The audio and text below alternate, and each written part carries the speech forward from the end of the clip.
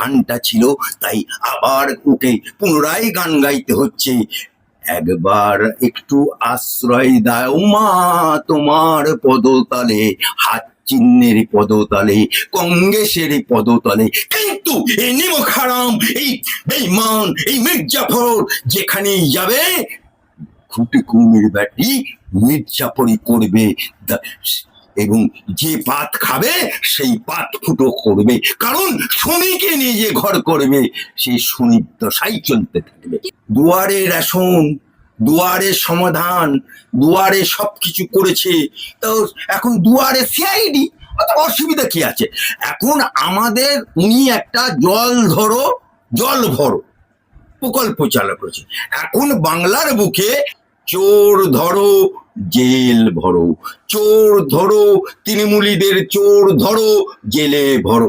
তাই তো আজকে মমতা বাবুর বাড়িতে যে সিআইডি কে উনি অর্ডার করতেন, अब क्या होगा रे ममता बाबू, कांग्रेस जाके माता ठुकने हो रहा है, माँ काली तेरा बगल में है, काली ठाकुर वहां माता ठोक। तू चला गया सोनिया गांधी का मंदिर में माता ठोकने के लिए। বাংলায় চলতি গ্রাম বাংলায় বলে এদের 18 কলা, তা আমাদের অভিষেক ব্যানার্জির এখন 36 কলা। অর্থাৎ সিআইডির ভয়ে, ইডির ভয়ে, এনআইএর ভয়ে অনেক অনেক কিছু এখন উনি নটঙ্কি করবে, কিন্তু গুনা কবি মাপ নেই হোগা। পাপ কোনদিনে বাপকে ছাড়বে না।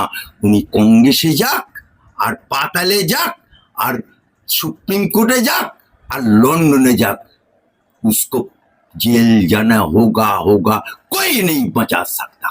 যে সিআইডি, যে সিবিআই, যে ইডি কে আঙুল তুলে কথা বলতো এই মমতা ব্যানার্জি, সেই মমতা ব্যানার্জির বাড়িতে এখন সিআইডি ঢুকছে। সেই মমতা ব্যানার্জির হাইকোর্টে মামলা হয়ে গেল, অভিষেক ব্যানার্জি হাইকোর্টে আসতে হচ্ছে আজকে। বাঁচাও সাধু বাবা, বাঁচাও সাধু বাবা, কিন্তু আমার হাইকোর্ট তাবিজ আর দিচ্ছে না, ওই তাবিজে কাজ হচ্ছে না, তাই উনি দিল্লিতে গিয়ে আবার সোনিয়া গান্ধীর পায়ে ধরতে হচ্ছে, রাহুল গান্ধীর পায়ে ধরতে হচ্ছে। কিন্তু এত বেঈমান মমতা ব্যানার্জি, এত নিমক হারাম, বিজেপি ওকে, বাজপেয়ী ওকে করেছিল রেল মন্ত্রী, কিন্তু কুকুরের পেটে ঘি হজম হয় না।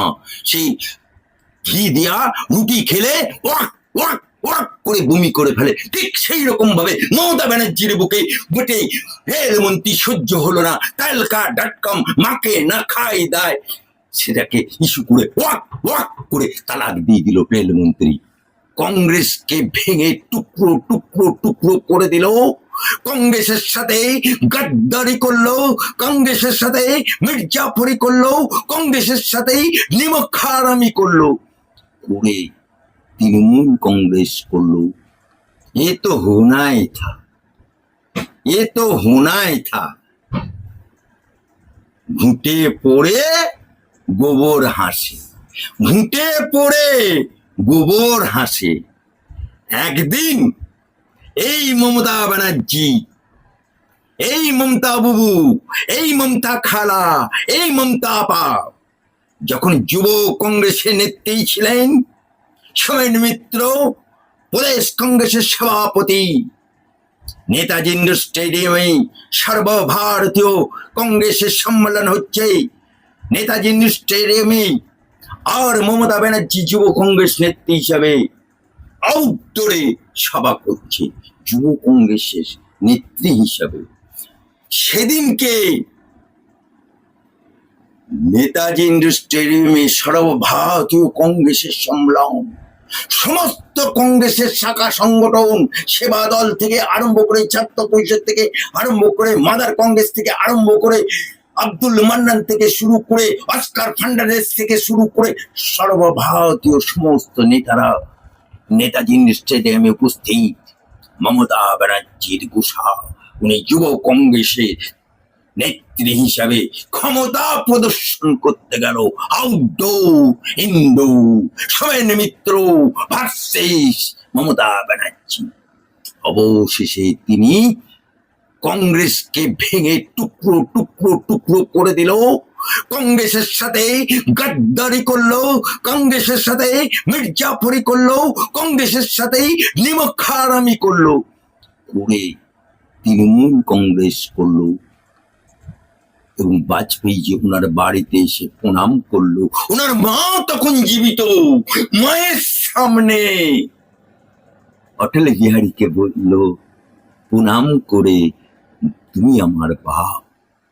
বাপ তখন বলল তুমি আমার বিটি বটে, কিন্তু বাপকে কি বলল যে বাপ আমি কংগ্রেসকে ভেঙে টুকরো করে দিয়েছি, তৃণমূল কংগ্রেস করেছি, তৃণমূল করে পাশে কংগ্রেসটাকে জুড়ে রেখেছি, কিন্তু আমার কাছে টাকা নেই, পয়সা নেই, আমাকে নির্বাচন কমিশন সিম্বল দিচ্ছে না। অটল বিহারী বাজপেয়ী বলল দিল্লি দেখা করো। দিল্লিতে সেদিনকে নোট করো Mamata Banerjee, I M A witness, advocate Ali Afzal চান। কে গেল তারপরের দিনে? সঙ্গে গেছিল কে? গিয়েছিল অজিত পাঁজা, গেছিল আকবর আলী খন্দকার, গেছিল পঙ্কজ ব্যানার্জি, গেছিল মদন মিত্র এবং সঞ্জয় বক্সি। ওখানে গিয়ে বাজপেয়ীকে কেউ কেউ বলছে না আমার সিম্বল চুরি করে নিয়েছে একটা ছেলে। হ্যাঁ, জোড়া ফুল সিম্বল মমতা ব্যানার্জির চুরি করা সিম্বল। হ্যাঁ, মমতা ব্যানার্জি ওই জোড়া ফুল সিম্বলটা চুরি করা সিম্বল। একটি ছেলেকে কলকাতায় রাত দুপুরে অজিত পাঁজা তার বাড়িতে লোক পাঠিয়ে সিম্বলটা আঁকিয়েছিল, 5টা সিম্বল, বিনিময়ে তাকে দিয়েছিল কয়েক হাজার টাকা। সে একজন আর্টিস্ট। সেই সিম্বলটা নিয়ে যখন বাজপেয়ীর ঘরে গেল, বাজপেয়ী 5টা সিম্বলের মধ্যে একটা সিম্বল পছন্দ করলো, বললো আমি বাপ, আমার হলো পদ্ম ফুল, আমার বিটি হবে জোড়া ফুল। সিম্বলটা নির্বাচন কমিশনের দ্বারা স্বীকৃতি পেল। তারপরের ইলেকশনে, ওই দিনেই ওই ইলেকশনে, তখন এমপি ইলেকশন, মমতা ব্যানার্জি বিজেপির সাথে ঘর করলো, গঠবন্ধন করে এখানে ইলেকশন লড়লো। ইলেকশনে 9টা মমতা ব্যানার্জি এমপি জিতলো, 2টো জিতেছিল বিজেপির, একটা জিতেছিল তপন শিকদার দমদম কেন্দ্রে, একটা কেন্দ্রে জিতছিল জুলু মুখার্জি। বিজেপি তার নিজের দলের এমপিদের, তোমার তপন শিকদারকে করেছিল টেলিফোন রাষ্ট্রমন্ত্রী, জুলু মুখার্জিকে করেছিল বিজ্ঞান রাষ্ট্রমন্ত্রী।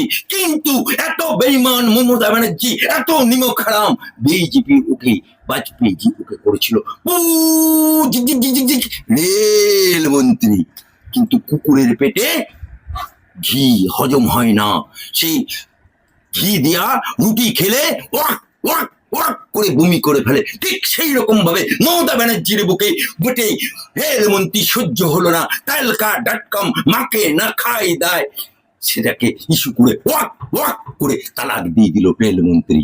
তারপর হলো দপ্তর বহির্মন্ত্রী, তারপরে আবার বাজপেয়ী